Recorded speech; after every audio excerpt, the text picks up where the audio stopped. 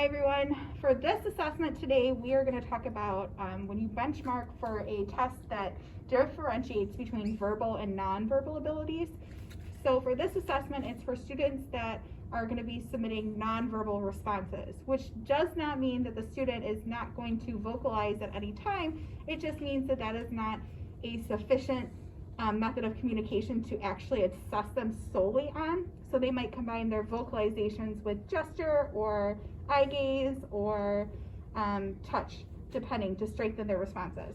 So we're going to start this assessment by entering the student name.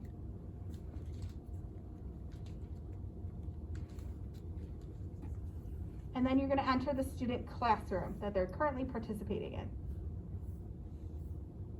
And then we're going to select the method that the student most strongly answers in. They may choose other methods, but this is their most preferred or their strongest answers. When you get to the second page of the assessment, there'll be directions at the top. So for this assessment, the response options may not be presented verbally. So in the case of this assessment, the response options are the three icons here. Other assessments might be different, so it is important to pay attention to the directions at the top. We're going to begin this assessment with a student who does respond correctly to the prompt. Show me and. Select the response that the student chose and move to the next question. This will be an example of a student who does not get this question correct. Show me was.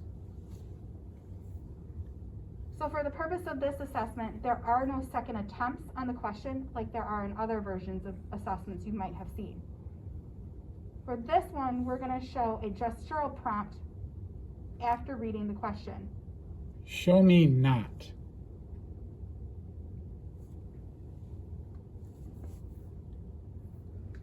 Adding prompts to this assessment are on a basis of your knowledge of the student.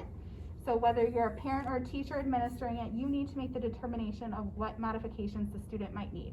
The important criteria of this test is that you do not read the words that are in the white boxes. Once you've answered all the questions with your student, scroll down to the very bottom, and you'll see a notes and concerns section. This is the section of the assessment where you would write any type of notation or note about how the student behaved during the assessment.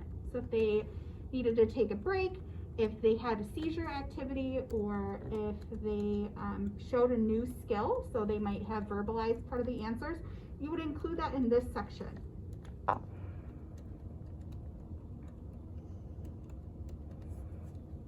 Once finished, you'll click the submit button and a confirmation screen will appear. You can select to have an option sent to you for your records and for the teacher records in the event that you're a parent administering. We hope that this helped you. If you have any questions or concerns, please feel free to reach out to us. Thank you.